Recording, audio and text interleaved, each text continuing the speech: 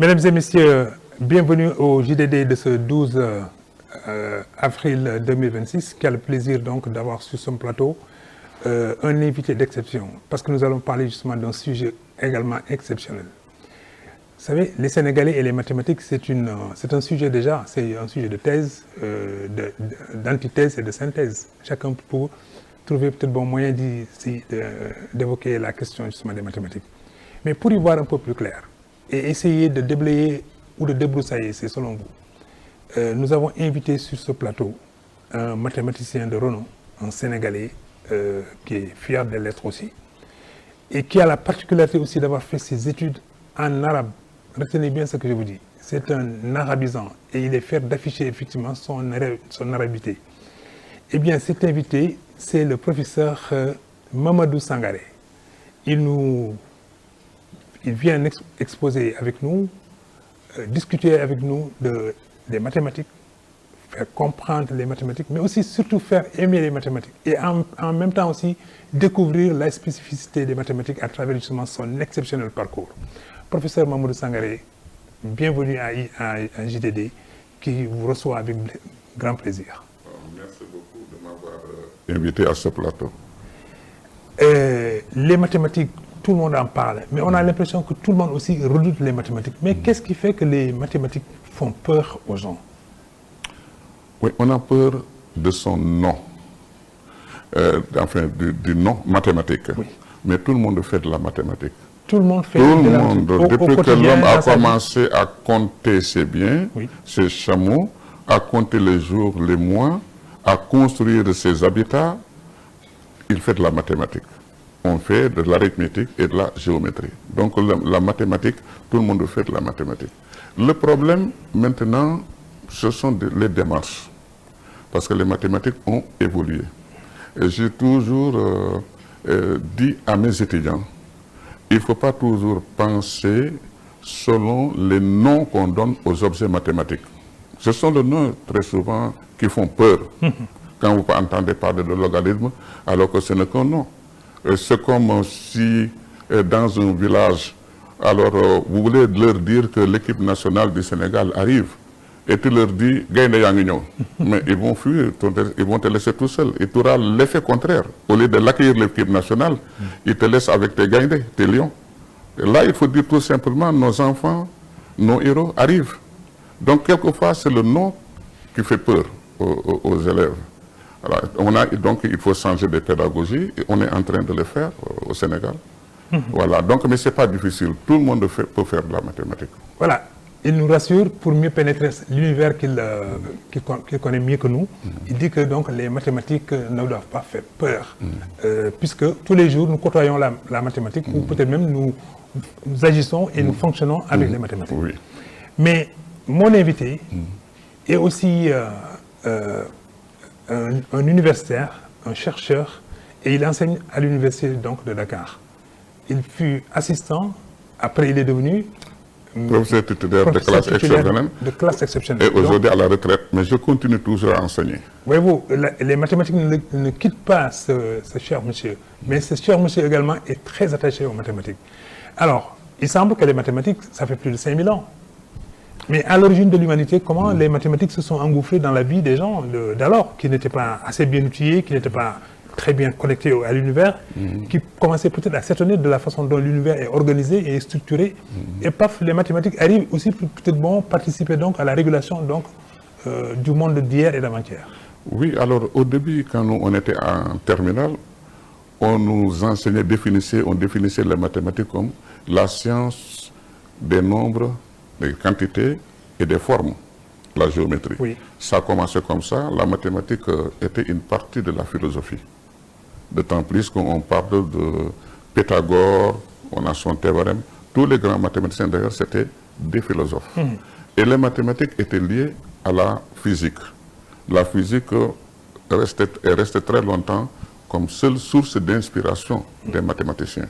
Parce que c'était l'étude des mouvements, l'étude des objets, des formes, des volumes, oui. Et puis surtout les trajectoires des galaxies, des astres, etc. Bon, tout ça sont définis par des équations qu'on appelle équations différentielle. Ça, c'est dans l'algèbre. Voilà, en analyse. En analyse, voilà. L'algèbre intervient avec ces méthodes. Mais tout ça, c'était des problèmes purement philosophiques. Voilà, ça a été évoqué par des philosophes qui avaient leur idée, qui étaient en même temps des mathématiciens. C'est vers la fin, par exemple, au Moyen-Âge, maintenant que les mathématiques se sont détachées de la philosophie, et on commençait à avoir maintenant 3 grandes catégories de mathématiques. Analyse, géométrie et algèbre. Voilà. Mais maintenant, la mathématique, peut-être on le verra tout, la mathématique est tout. La mathématique est là, ici avec nous. Sans les mathématiques, il n'y aurait pas de vol spatial. Tout à fait. Sans les mathématiques, il n'y aurait pas de robot. On va arriver un peu sur comment les mathématiques ont impacté donc notre vie de tous les jours. De tous les surtout jours. Dans cette modernité où pullulent effectivement des instruments technologiques de pointe et de précision. Mais on va voir aussi le rôle joué par les mathématiques. Mais revenons un peu peut-être à vos fonctions administratives. Quand vous êtes revenu, donc vous avez intégré l'université Cheikh Anta Diop de Dakar. Vous y avez donc gravi tous les échelons jusqu'à devenir sans doute directeur général de l'enseignement supérieur. À ce poste-là, qu'est-ce qui vous caractérisait un peu votre charge? Voilà, alors, je voudrais commencer au début. J'ai commencé par chef de département de mathématiques et informatique. Et ça m'a permis aussi d'apprendre la gouvernance universitaire. C'était très important. Parce qu'au début, j'avais peur. Parce que mathématicien... Ah, donc un mathématicien peut avoir peur? Ah oui, parce que quand on me demande de gouverner, c'est la gouvernance de la formation. C'est-à-dire vous quittez un peu... Oui, bien sûr, c'est autre chose. Ça n'a rien à voir avec les mathématiques. On a bien beau être grand mathématicien de caractère exceptionnel, la gouvernance, c'est autre chose.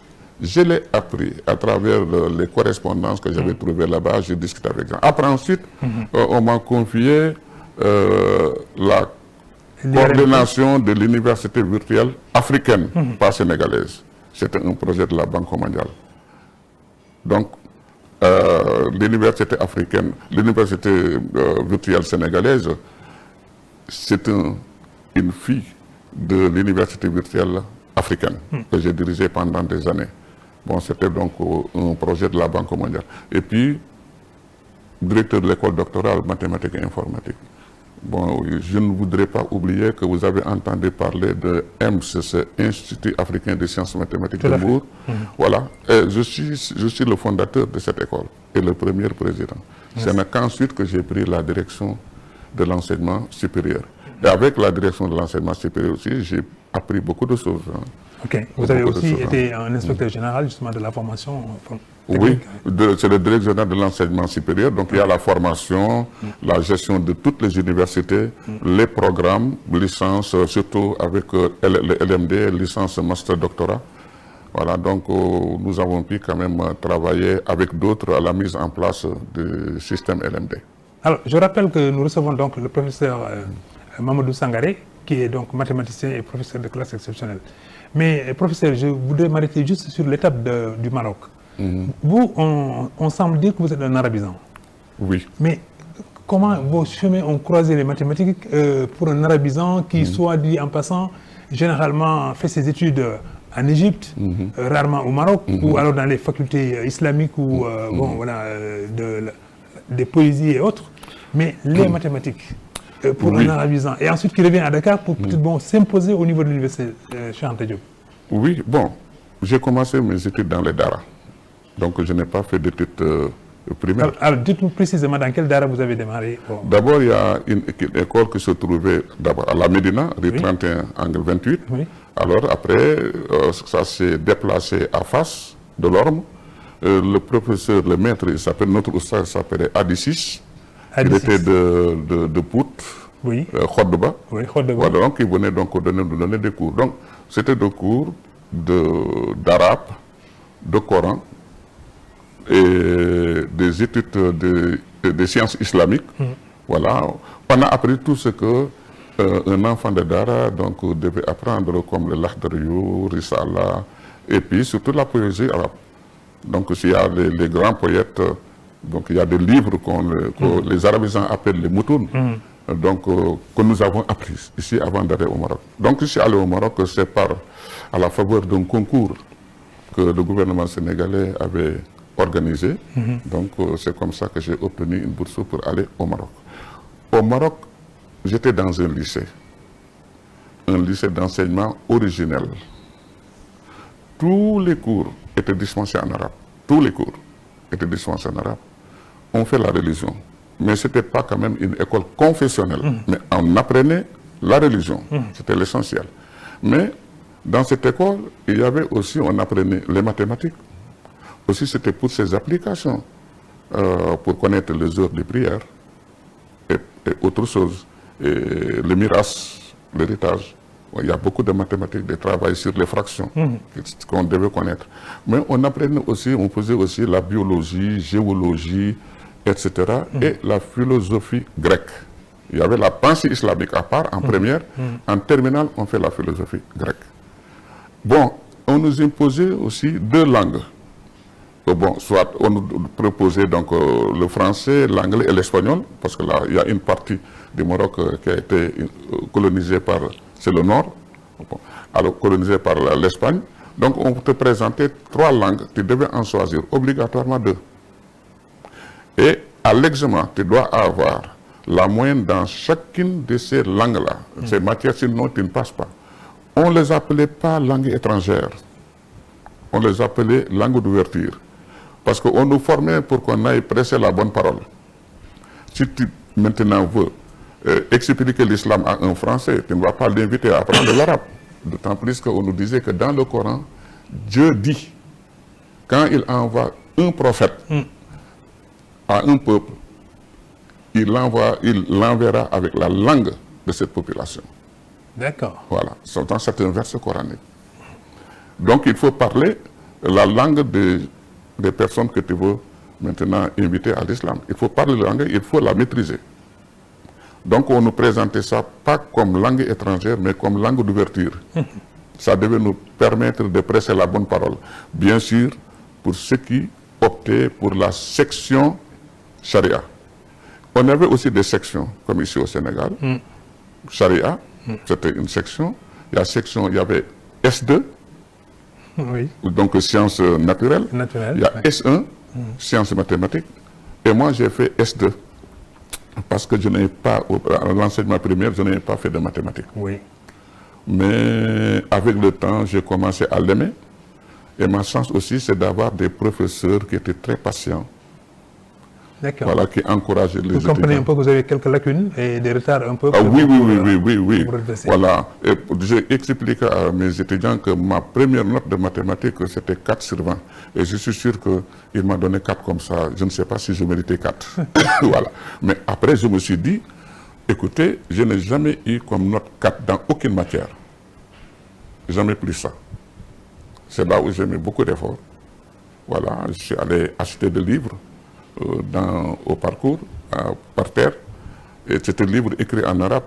L'un des livres, d'ailleurs, c'était écrit par un grand pédagogue égyptien. Donc, je maîtrisais très bien l'arabe, parce que il m'arrivait même de rimer mes cours pour mieux les apprendre en arabe. Voilà, donc ces livres m'ont beaucoup aidé. Voilà. Mais aussi avec un professeur qui m'encourageait, qui voyait en moi un mathématicien.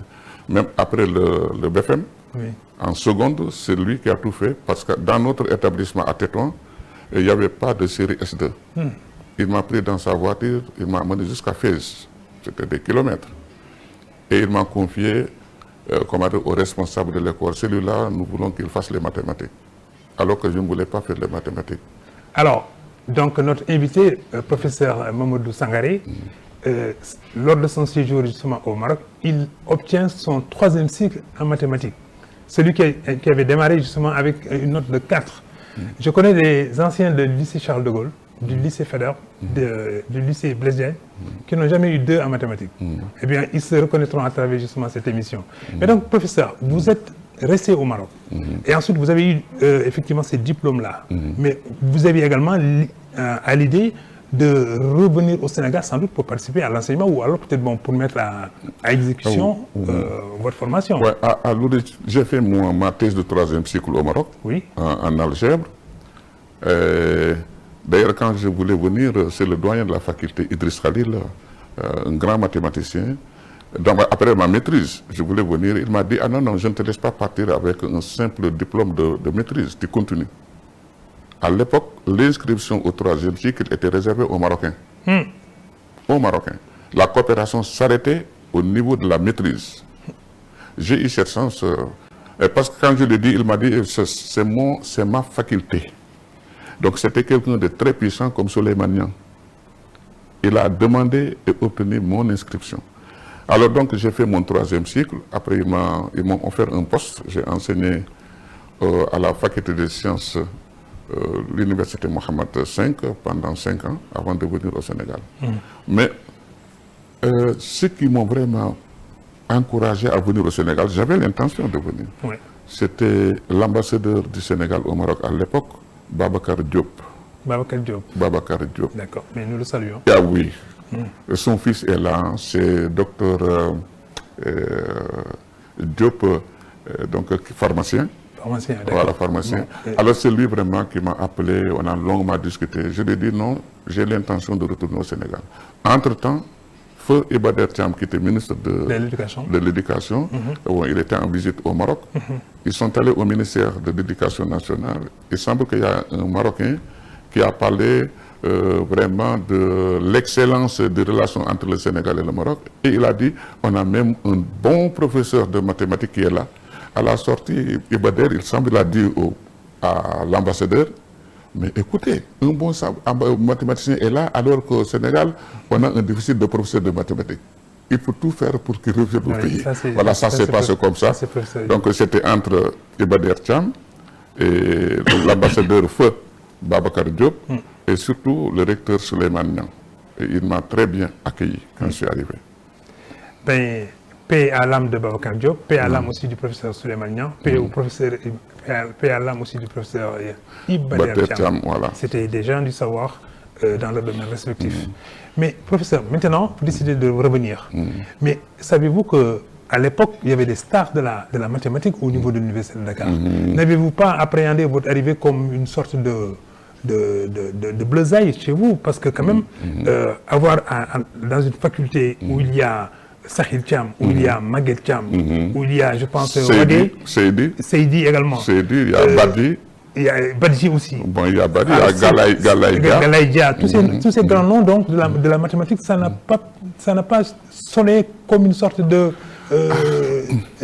glaive chez vous pour dire non, mais je ne peux pas affronter ces monstres de la mathématique. Ah oui, alors, c'était tout à fait le contraire. Ils m'ont encouragé. Très bien. Et j'ai bénéficié de leur encouragement. D'abord, Souleymane Niang. D'abord, il y avait quelqu'un d'autre du nom de Nakolima.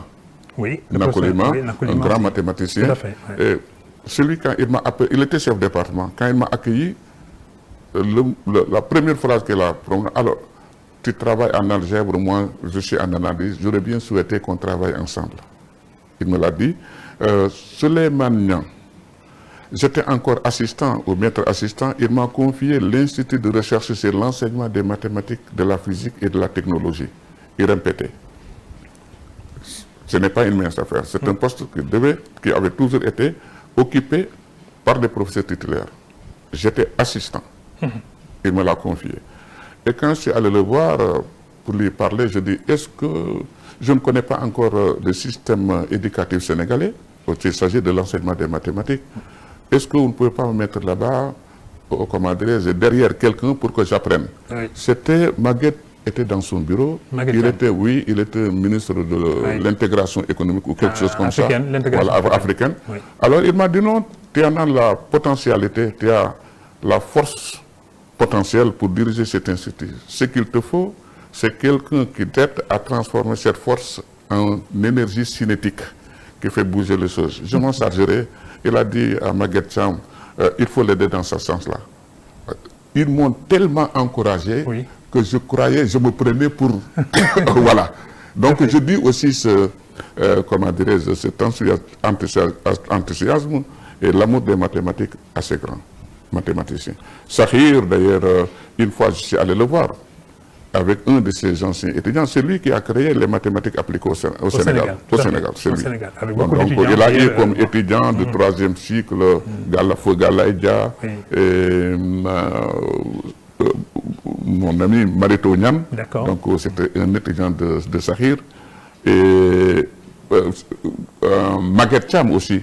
Donc c'est Sakhir qui les a initiés tous à la mathématique appliquée. Mais nous saluons donc le professeur Sakhir. Oui. Il est en vie, il aime les chevaux, comme moi. Et j'étais allé le voir même avec un de ses étudiants. Et je leur ai demandé, est-ce qu'on ne pouvait pas donner le nom d'une salle, comme un don de Sakhir Thiam à une salle de la faculté des sciences. Bon, je l'ai invité pour qu'il vienne superviser un séminaire, parce que les mathématiques, c'est des domaines. Et dans son domaine, vraiment, c'est l'un des meilleurs. Mais c'est la même chose aussi parmi ceux qui m'ont encouragé, le professeur Seydi. Seydi, un grand mathématicien qui a été formé par des médailles Fields. Et il est là, on n'entend pas parler de lui. Donc, il y avait beaucoup de grands mathématiciens, Badji, tous étaient là. Ouais, voilà. Mais quand même, ils m'ont aidé, ils m'ont encouragé. Voilà. C'est grâce à eux vraiment que, pour ne pas quand même, parce qu'ils avaient tellement confiance en moi, je ne pouvais plus les décevoir. Ils m'ont poussé à redoubler d'efforts, à apprendre, etc. Voilà. Voilà, et ensuite, donc, notre professeur est devenu partie intégrante, effectivement, de la chaire de mathématiques à l'Université de Dakar. Mais il a eu des prix et des distinctions, parmi lesquels, donc, le concours général dont il a été le parrain en 2024. Il a eu aussi un prix de la contribution exceptionnelle au développement scientifique. Il a été également chevalier de l'Ordre national du Lion, ça c'est en 2012, et puis également officier de l'Ordre national du Mérite. Voilà quelqu'un qui arrive sur la pointe des pieds et qui, peut-être, bon, lui voit s'ouvrir un large boulevard avec l'aide effectivement de ses aînés. Il s'impose à l'intérieur donc de l'université par son savoir, mais par son savoir-faire et aussi par sa capacité d'immersion à l'intérieur de l'université, parce que n'oublions pas, comme je l'ai dit tantôt, c'est un arabisant. Mais c'est cet arabisant donc qui développe beaucoup les mathématiques. Mais quelle a été la réceptivité de vos étudiants? Oui. Alors, il y a 2 troisième cycles. Au Maroc, le 3e cycle était réservé aux Marocains. Et je m'étais posé la question pourquoi. Et quand ils m'ont inscrit en DEA, à l'époque c'était le DEA, 2 ans plus tard, je suis venu au Sénégal, j'ai visité quelques pays comme la Côte d'Ivoire, où je connaissais, il y a donc Salih Touré, un grand mathématicien que j'avais rencontré, il m'a invité, il souhaitait même me recruter.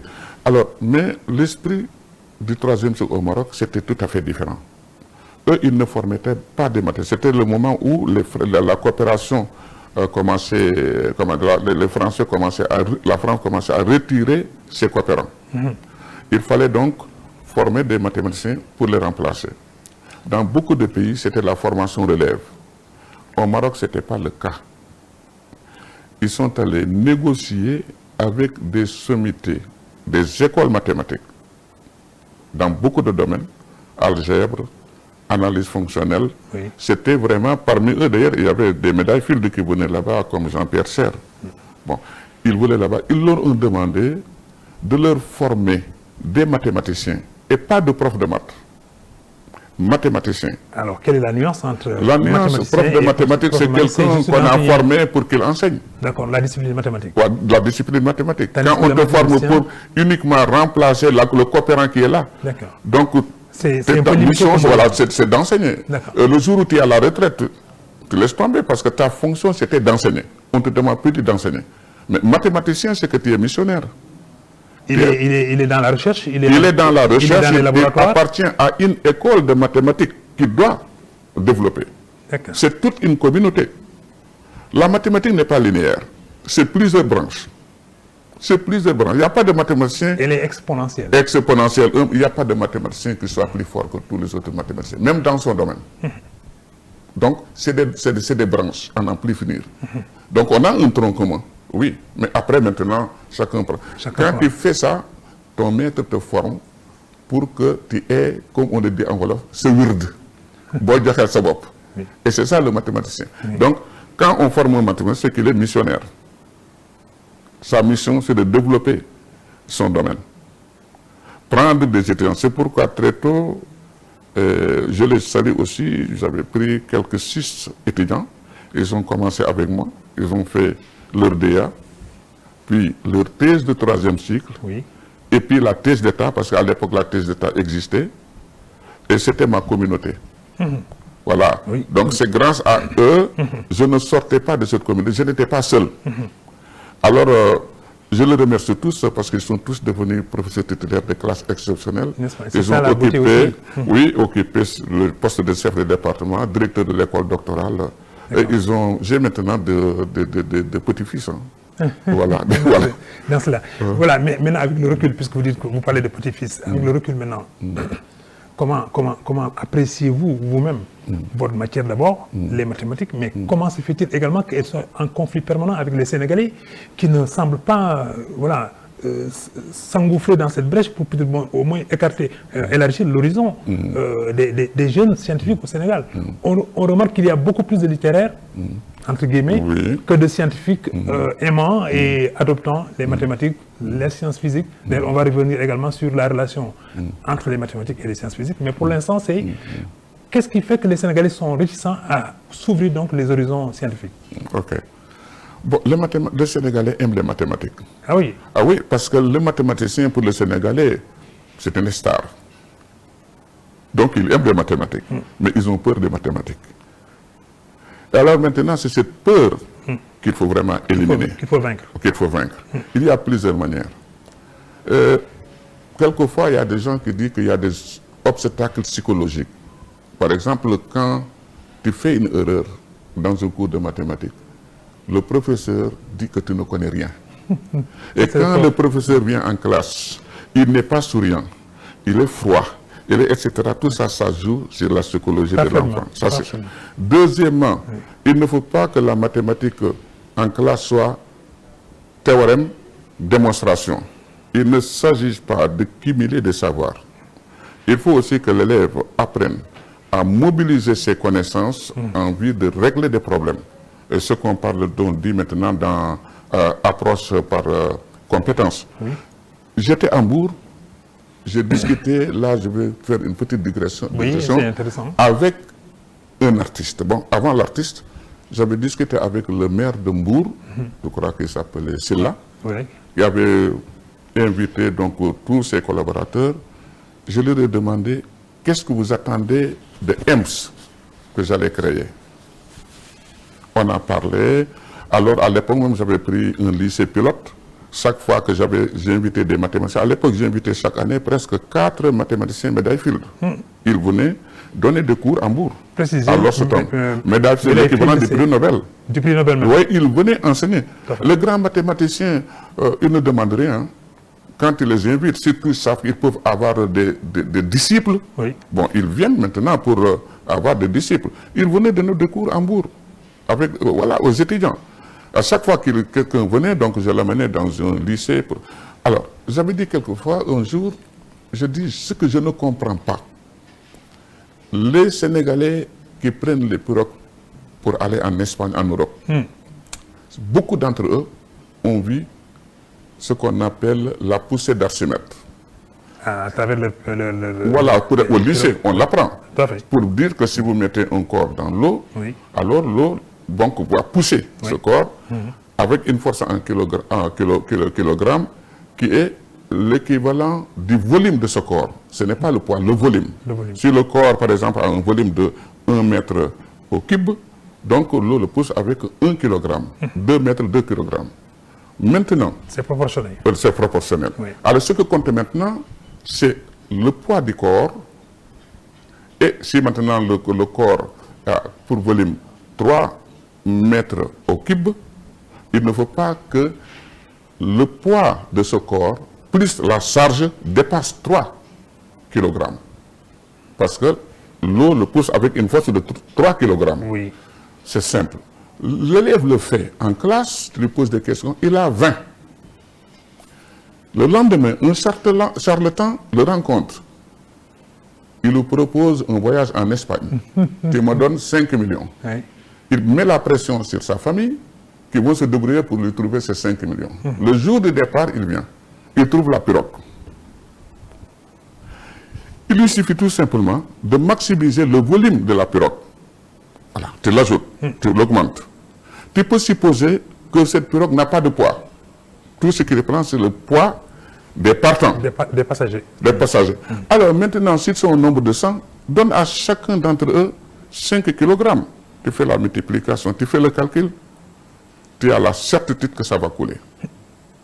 Même si au départ, il y a un moteur qui le pousse, qui peut vaincre un peu cette différence, mais dès qu'il y a encore des tempêtes, du vent, une petite panne, vous allez couler.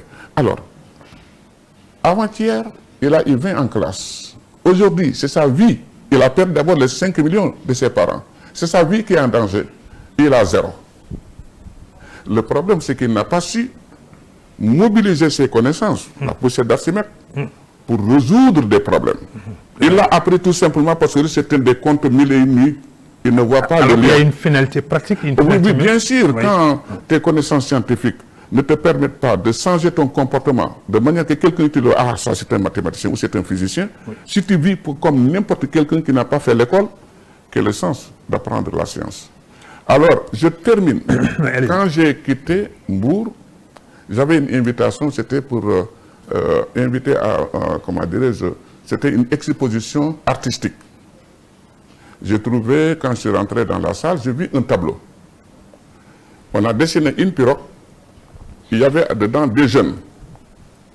Alors, il y avait tous les membres, mais j'ai constaté que les têtes ne figuraient pas de ces jeunes-là. Je croyais que c'était par manque d'espace. Et l'artiste m'a vu, jusqu'à présent, je le salue, je ne l'ai plus retrouvé. Et il est venu me contacter, monsieur, il y a quelque chose qui ne marche pas. Et je lui dis, mais c'est peut-être par manque d'espace que vous n'avez pas dessiné, mis les têtes de ces jeunes. Il m'a dit, non, j'avais suffisamment d'espace. Je dis, pourquoi vous n'avez pas mis les têtes? Il m'a dit, monsieur, vous croyez que les jeunes qui prennent les pirogues pour aller périr en mer, ils ont la tête sur les épaules? Et y compris en Wolof, ni à Mouniobop. J'ai dit, voilà, ce que j'étais en train d'expliquer au maire en utilisant des termes mathématiques. C'est ça. L'artiste, voilà. Oui. Et donc, il y a possibilité qu'il y ait une connexion, voilà, le monde des arts et le monde des mathématiques. Ah non, non, oui, bon, l'art c'est les mathématiques. Mais j'aurais pu dire, si je l'avais rencontré plus tôt, j'aurais pu dire aussi, oui, bien sûr, une tête mal faite, ça n'est pas une. Ils n'ont pas la tête. Voilà la réponse qu'il m'a donnée. Tout à fait. Voilà. Donc, ça veut dire tout simplement, il faut que les mathématiques qu'on enseigne, que l'étudiant voit ses applications immédiatement, que ça transforme son comportement, sa manière de voir les choses, qu'il ait un esprit rationnel et critique. Mais est-ce que ça ne fait pas appel maintenant à une approche de vulgarisation? Oui. C'est-à-dire que les mathématiques sortent un peu du cadre dans lequel elles sont insérées pour maintenant devenir voilà, des mathématiques populaires, je veux dire. Justement, bon, là j'ai oublié de vous dire, je suis dans ça parce que je suis inspecteur général de l'éducation et de la formation. Oui. Le ministre de l'éducation, il a parlé de société éducative. Société éducative veut dire que l'enseignement, ce n'est plus la salle de classe. C'est la famille, c'est la cité, c'est la société. Donc c'est la société ouverte. Ouverte. Ouais. Voilà. Donc on est maintenant dans ça parce qu'il a mobilisé l'inspection générale, les associations, les parents d'élèves, tout ça. Bon, ils sont en train de travailler sur ça, ils ont sorti un bon document. Très bien. Voilà, mesdames et messieurs, vous suivez iRadio et ITV qui reçoit le professeur Mamadou Sangaré, mathématicien et professeur de classe exceptionnelle. Professeur Sangaré, vous avez en face de vous un parent d'élève qui ne souhaite pas orienter son enfant vers les matières classiques, mais il souhaite que ce soit vers les matières scientifiques. Si vous rencontrez un parent d'élève de cet acabit, quel type de message vous pouvez lui adresser, mais en même temps aussi, comment vous pouvez le convaincre que son choix est le bon? Oui, ça, je l'ai fait plusieurs fois. J'ai rencontré des parents d'élèves, même d'étudiants, j'ai discuté avec eux. Avant-hier, il y a quelqu'un qui m'a appelé, il est à Mbour, et il souhaite que son enfant fasse les classes scientifiques. Je lui ai promis, je lui ai dit, je vous viendrai en aide. J'ai discuté avec l'enfant, et je vais essayer de trouver un professeur, parce que je connais beaucoup de professeurs de lycée là-bas, pour qu'il puisse participer à l'orienter. Alors, mais le problème qui se pose, vraiment, il faut qu'on fasse l'effort nécessaire. Moi, j'étais plusieurs fois avec Feu Maguette Thiam. Oui. Parce que la première année, quand je suis arrivé, on avait plus de 100 étudiants en MP1, mathématiques, physique. Alors, 3 ans plus tard, on n'arrivait plus à avoir 60 étudiants en MP1. Où sont les autres? Ils faisaient sciences économiques, parce que pour eux, la mathématique n'apporte pas d'argent. Sciences économiques, l'ingénierie, des choses qui peuvent apporter de l'argent. Alors, on a tenu une réunion, nous avons sillonné tous les lycées de Dakar, tous les lycées. On a discuté avec les responsables, l'administration, les enseignants, interviewé, discuté avec les élèves. Vraiment, il y a un élève très intelligent. Ce jour-là, il n'était pas là-bas. Bon, ce qu'on avait demandé, on a demandé au professeur, il ne faut pas recruter des génies. Ce qu'on vous demande, c'est de recruter des cancres et à la sortie faire des génies. Mais j'ai peur de recruter un génie. À la sortie, s'il devient cancre, c'est que je suis un mauvais pédagogue. Est-ce qu'on vous a bien compris? S'il vous plaît, mettez le doigt là-dessus et revenez un peu peut-être sur ce précepte. Ne recrutez pas des génies, recrutez peut-être des cancres. Oui. Pour en faire justement des génies. Des génies, c'est ça qu'on montre notre capacité de transformer l'élève. En définitive, il n'y a pas de cancre d'ailleurs. Il n'y en a pas. Il n'y en a pas. Moi, j'ai toujours donné mon exemple. Arabisant, je n'ai pas fait S1, j'ai fait S2, sciences naturelles, et puis j'ai fait MP. Je n'ai jamais eu de problème. Oui. Mais le problème, j'ai toujours rencontré des professeurs vraiment qui sont très bien. Je prenais du thé avec eux dans des cafés. Bon, il faut quand même qu'on soit un peu plus généreux, très pédagogue. Tout à fait. Voilà. Bon, et les élèves, je dis quelquefois à mes deux élèves, ils passent au tableau pour un exercice. Oui. Je sens qu'ils ont, non, dans la tête, ils ont ce qu'il faut pour le démontrer. C'est ça. Ce qui leur manque, c'est le langage. Autrement dit, la langue. La langue. Puis ce n'est pas seulement le français. Oui. La manière d'utiliser le langage mathématique. Par exemple, un enfant, quand tu lui donnes 50 francs, il dit tonton m'a donné 50 francs. Tu lui donnes 500, il dit tonton m'a dit beaucoup d'argent. 1000, c'est beaucoup d'argent. Son infini. L'infini pour l'enfant commence à partir de 50, voilà, 500, 1000, etc. Tout à fait. Il n'a pas ce langage qui lui permet de savoir qu'il y a une multitude d'infinis. Il y a 500, il y a 1000, il y a 2000, il y a 3000. Il faut être adulte pour avoir ce langage-là. Ça arrive quelquefois à des élèves qui passent au tableau. Quand je regarde, je me pose des questions. Est-ce que j'avais son intelligence quand j'avais son âge? Oui. Ce qui lui manque, c'est la manière d'exprimer ce qui est dans sa tête. Il n'a pas suffisamment de mots pour le faire. Mais à partir de quel moment, dans la vie d'un adolescent, on peut détecter déjà son potentiel mathématique? Bon, il y a quelque chose que je ne vous ai pas dit. Arabisant, j'étais dans les daara, mais j'aimais beaucoup le jeu de dames. D'accord. C'est le jeu d'esprit. Oui.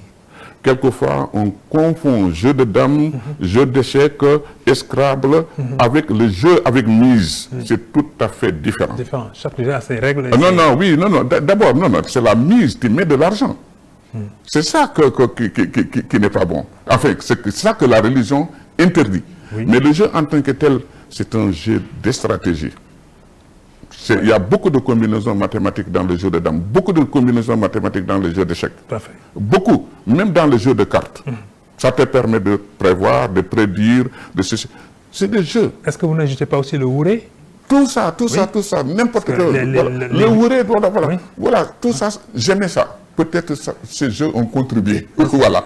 Bon, j'aimais le jeu de dames quand j'étais enfant. Alors, il faut maintenant que, pour faire aimer les mathématiques, il faut vraiment attirer, être très pédagogue, bien discuter avec les étudiants. Et surtout, j'ai un étudiant, il ne cesse de me le dire, de me rappeler. Quand il voulait faire son 3e cycle, il m'a dit, et après, une manière de dire, je peux gagner combien?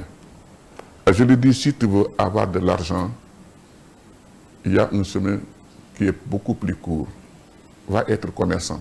Et je lui dis, je m'excuse, Diallo Petit, il n'a pas fait l'école pour être milliardaire. On fait les mathématiques, c'est pour acquérir le savoir. L'autre, il fait ce qu'il fait pour aller chercher de l'argent. J'ai réservé cette question un peu vers la prochaine étape donc, de notre entretien. Mais puisqu'on est sur la question de l'argent, peut-être focalisons-nous un peu peut-être sur l'algorithme aujourd'hui. Mais l'algorithme est issu des mathématiques et c'est un phénomène qui s'est répandu sur à l'échelle mondiale et sur l'ensemble des domaines. Et aujourd'hui, il y a des gens qui sont devenus des milliardaires à partir effectivement de l'algorithme. Bien sûr. Donc, quelque part aussi, les mathématiques peuvent enrichir justement ce qui s'y adonne. Oui. Ah non, c'est que le problème, il y a deux types de mathématiques. L'algorithme d'abord, parce qu'on a commencé avec un peu d'histoire des mathématiques, celui qui l'a inventé, il s'appelle El-Khawarizmi. Oui. C'est un grand mathématicien musulman. Oui, voilà, persan. Voilà. Tout à fait. Alors, il avait une méthode de résoudre des problèmes mathématiques, une méthode qu'on appelle constructive. Il te donne le chemin qu'il faut suivre pour trouver ce que tu cherches. Ce chemin-là qu'on appelait chemin de Khwarizmi. Qui est infaillible. Infaillible. Finalement, on a dit algorithme, c'est al-Khwarizmi. Khwarizmi, c'est la méthode qui te permet d'atteindre ton objectif, c'est-à-dire de construire l'objet. Ça ne suffit pas de dire qu'il existe, il faut le construire. Parce que quand tu dis tu ne peux pas mettre la main dessus, tu dis oui, dans cette chambre, il y a une personne. Tout simplement, pourquoi? Parce qu'il n'y a pas de télévision, il n'y a pas de radio, il n'y a pas de perroquet, il n'y a rien qui puisse éviter une voix humaine. Et alors j'ai entendu une voix, donc il y a une personne. Mais tu ne peux pas dire c'est qui. Pour certains mathématiciens, ça ne veut rien dire. Ce n'est pas... Alors, sans chauvinisme, il parle effectivement à ce penseur mathématicien perse qui a percé un peu les mathématiques depuis très longtemps. Donc, c'est la Mésopotamie, dit-on, était le foyer d'émission des mathématiques. Ensuite, ça a migré vers l'Égypte. Et puis, probablement, ça fait une enjambée vers la Grèce. Et ça a remonté peut-être sur l'ensemble de l'Europe. Mais les mathématiques ont longtemps séjourné en Égypte. En Égypte, oui. Et je crois que notre penseur Cheikh Anta Diop nous a donné quand même de savoureuses leçons de la mathématique qui a rencontré effectivement le peuple noir, sans chauvinisme aussi de notre part, mais toujours pour aider quand même à mieux clarifier qu'en vérité, nous ne devons pas avoir peur des mathématiques. Nous ne devons pas appréhender les mathématiques comme étant un savoir ésotérique et qui n'est pas fait pour nous. En vérité, le savoir mathématique est fait justement parce qu'il est né aussi au pourtour de la Mésopotamie, donc quelque part en Afrique. Même si c'est un peu dans l'Asie mineure. Bon, d'ailleurs, il y a une discipline mathématique qui s'appelle ethnomathématique.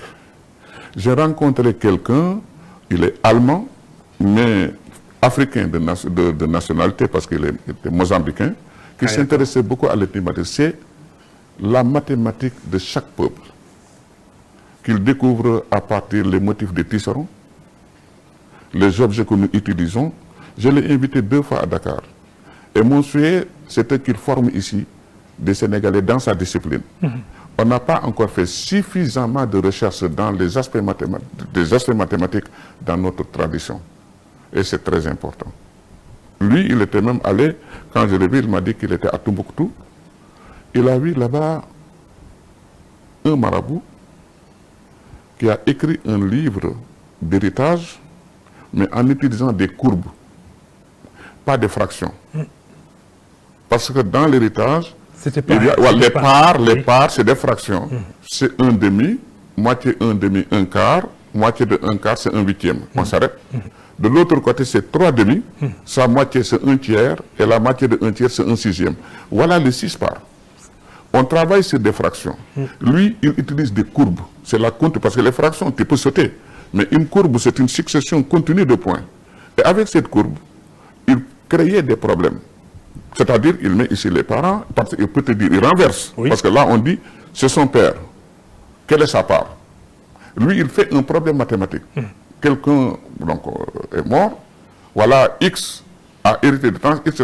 Quel est le lien de parenté maintenant? Il renverse avec le défunt.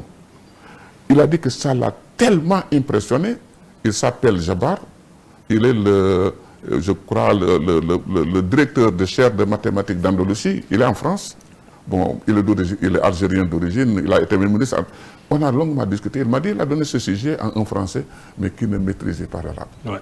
Il m'a dit, je suis sûr que dans les foyers religieux au Sénégal, il y a des choses comme ça. Mais que les gens ne comprennent pas. Par exemple. Par exemple, dans les savoirs traditionnels, quels sont les métiers qui flirtent avec les mathématiques sans le savoir? Dans les savoirs traditionnels. Oui. C'est-à-dire les métiers de nos... non, d'abord, tout ce qui est construction. Oui. Construction, d'abord, on trouve que c'est les Égyptiens, ils connaissaient bien le théorème de Pythagore. Par exemple, les pyramides. Voilà, Pythagore n'a jamais écrit. Ouais. Je crois qu'il est comme Socrate, si je ne me trompe pas. Oui. Voilà, il n'a rien écrit. Mais il avait des disciples. Lui, d'ailleurs, c'était presque une secte. Voilà. Mais on parle du théorème de Pythagore, que Pythagore ne l'a jamais dit. Mais on trouve le théorème de Pythagore chez les Égyptiens. Cela veut dire que si tu as un triangle, rectangle, l'hypoténuse, c'est-à-dire le côté, si tu prends l'hypoténuse, son carré, tu le multiplies par lui-même, il est égal à la somme des carrés de deux côtés. Oui.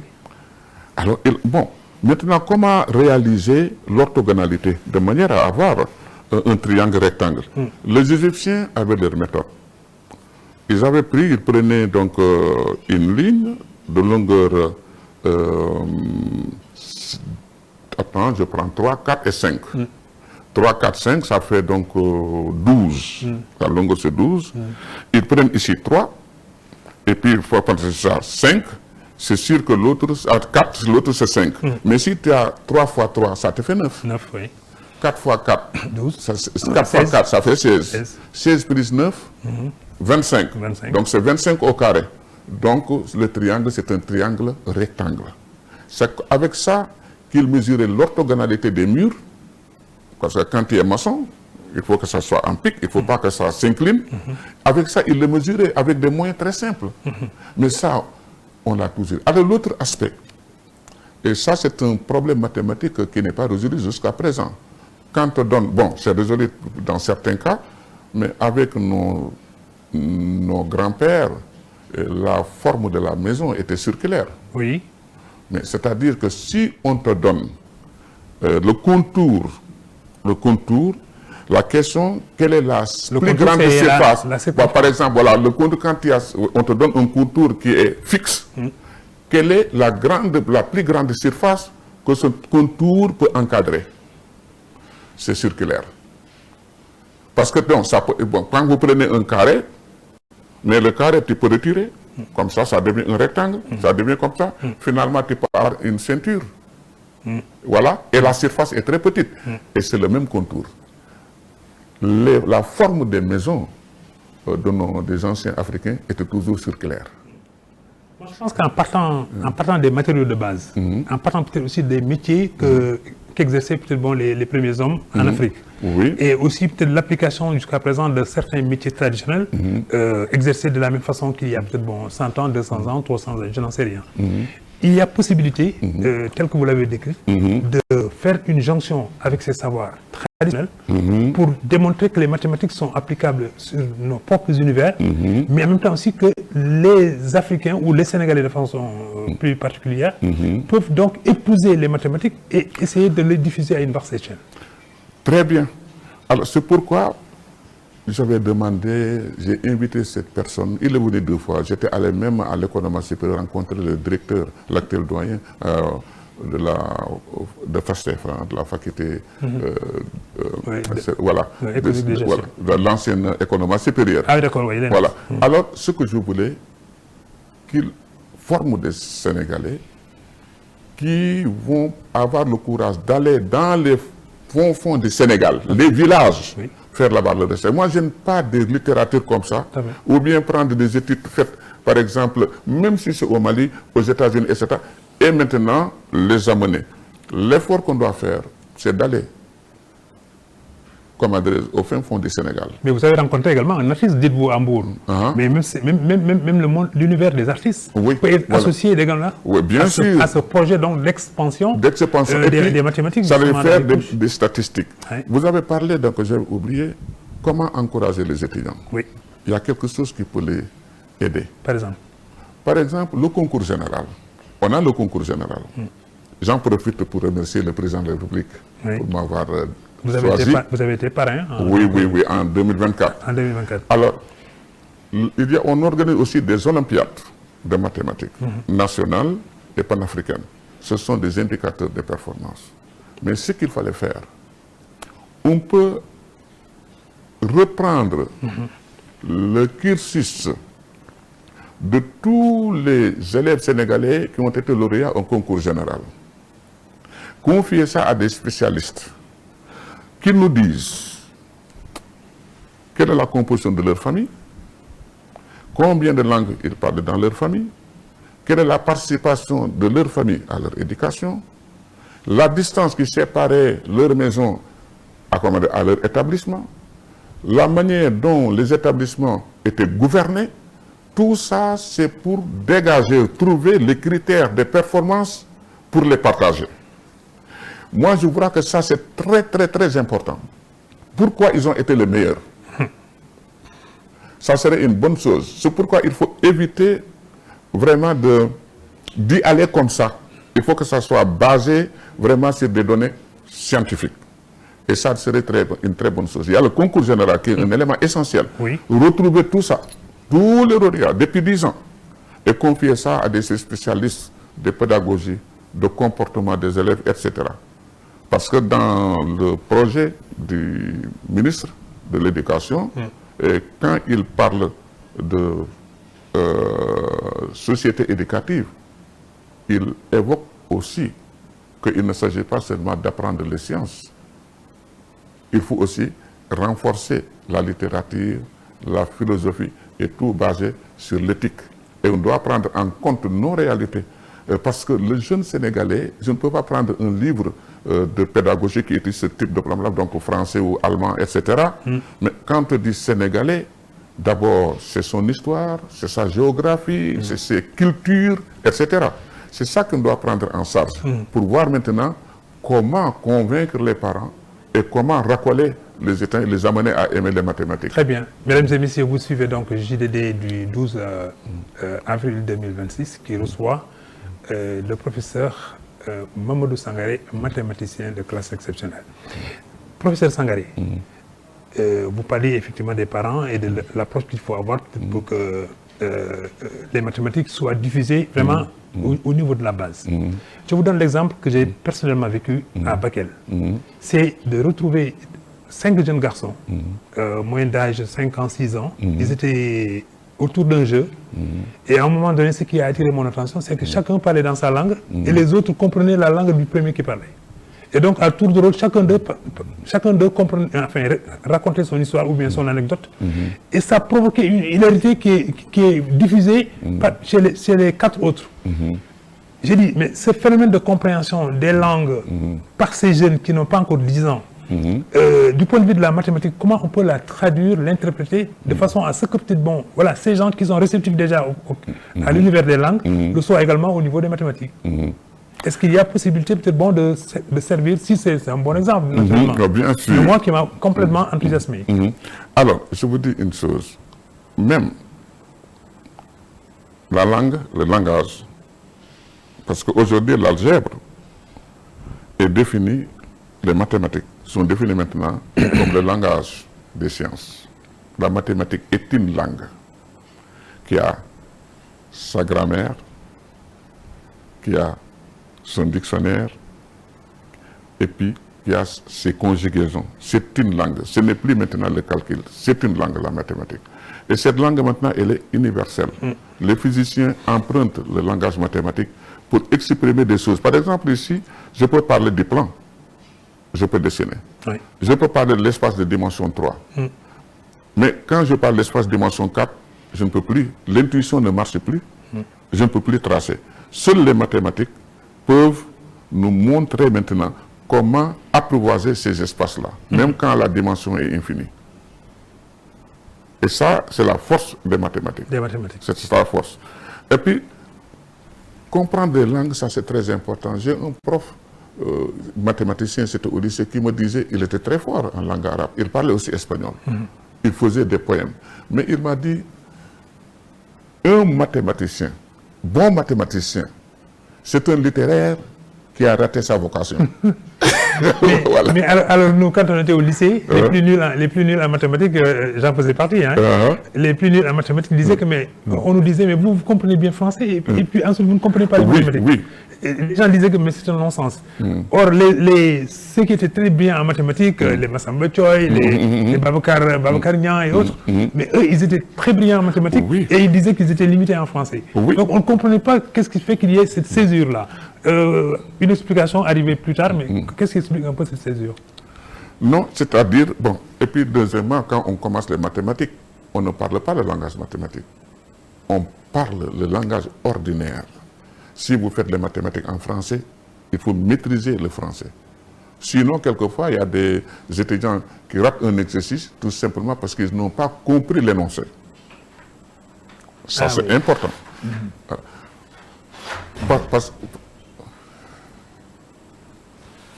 C'est parce qu'ils n'ont pas compris l'énoncé. C'est pourquoi il faut renforcer les langues d'apprentissage. Il faut renforcer. J'en profite aussi parce que on parle aussi de l'enseignement des sciences dans nos langues nationales. C'est une très bonne chose. Mais là, je souhaiterais qu'il y ait d'abord, si c'est la langue Wolof, qu'il y ait un dictionnaire Wolof. D'abord. Ouais, d'abord. Voilà, parce que le dictionnaire, c'est la seule référence d'une langue. Ce n'est ni Massamba, ni Mademba. Sinon, on n'aura pas de référence.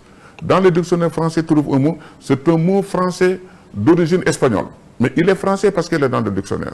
Et il y a un consensus autour de son Oui, il faut qu'il y ait du consensus. Il ne faut pas qu'on laisse les gens aller dans tous les sens. Par exemple, on n'aura jamais de langue.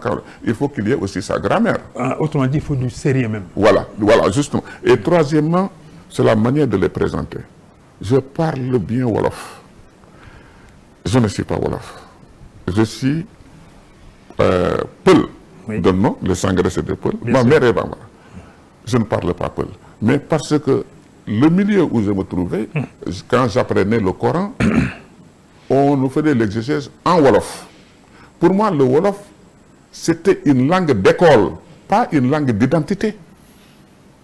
Quand tu présentes il faut présenter le Wolof comme langue d'école. Je passe par cette langue pour apprendre, acquérir du savoir.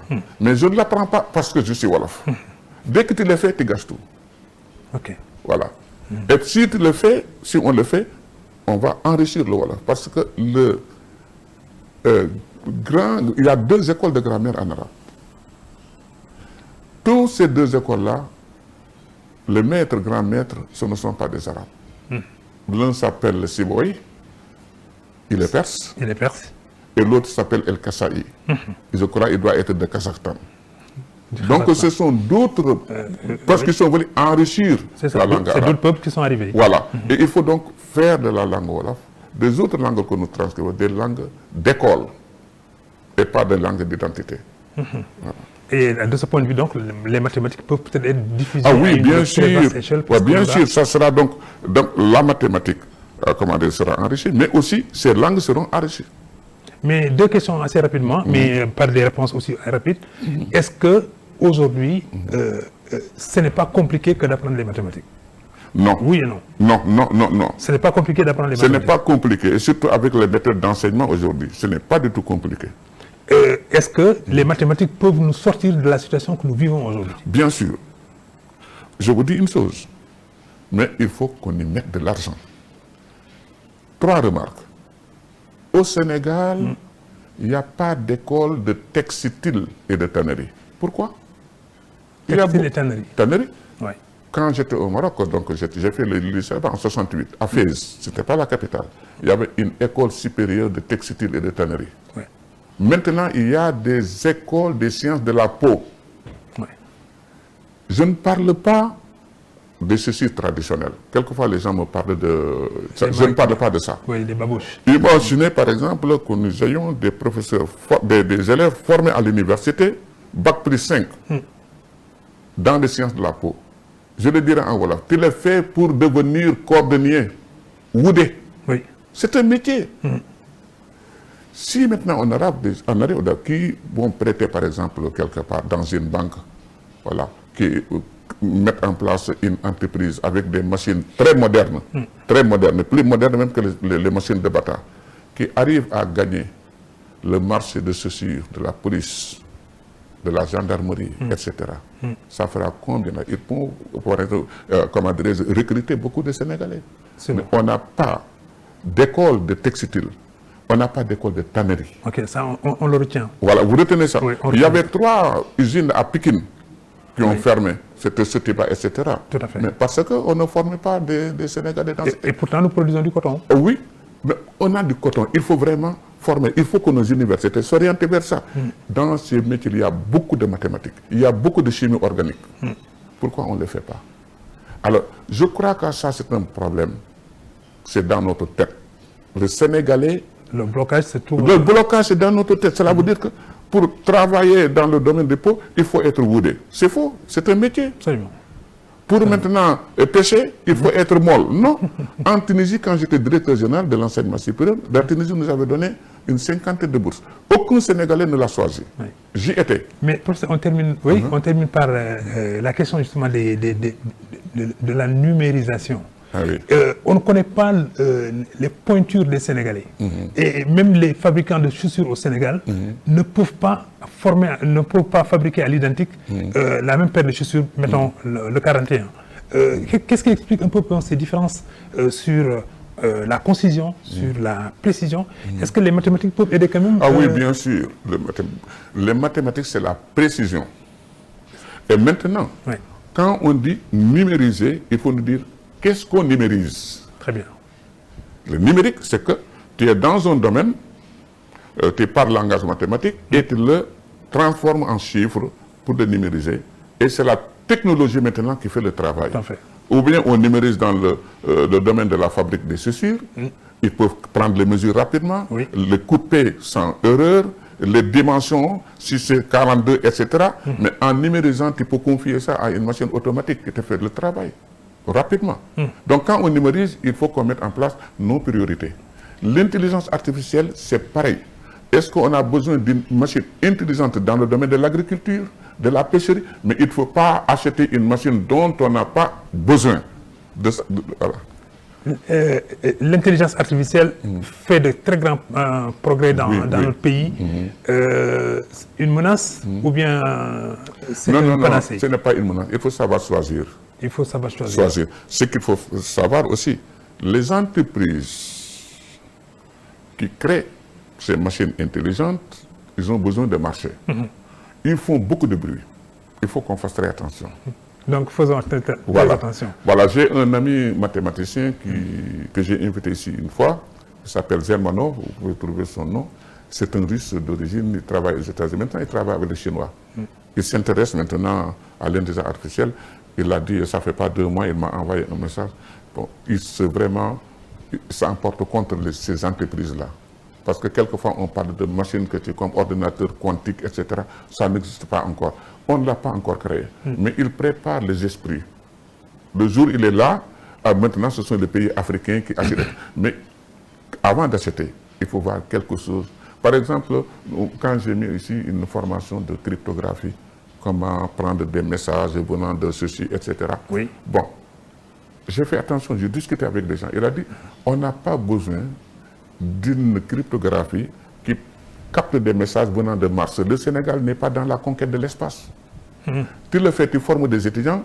Demain, ils regardent Google, ils trouvent que maintenant que la Chine, tous les pays qui sont dans la conquête ont besoin d'eux. Ils partent. On va créer fuite de cerveau. Mais il n'a pas fui, ce sont ses professeurs qui l'ont cherché. Parce qu'on lui a donné quelque chose qui ne sert qui ne peut pas utiliser au Sénégal. Mais professeur, le temps qui nous est imparti s'achève. C'est un grand plaisir que nous avions de recevoir donc, le professeur Mamadou Sangaré, professeur de mathématiques de classe exceptionnelle. Il nous a fait voyager justement dans les mathématiques depuis la Mésopotamie jusqu'à l'intelligence artificielle. Nous la remercions bien vivement. Mais aussi aux parents de faire aimer les mathématiques à leurs enfants. Aux parents de rencontrer justement les professeurs de mathématiques, mais aux mathématiciens aussi de sortir de leur cadre pour aller à la rencontre des populations, parce que c'est là où la mathématique vit réellement, puisque le professeur nous fait savoir que nous côtoyons les mathématiques au jour le jour, au quotidien. Donc, amusez téléspectateurs et auditeurs, les mathématiques s'ouvrent à vous, ouvrez-vous aux mathématiques.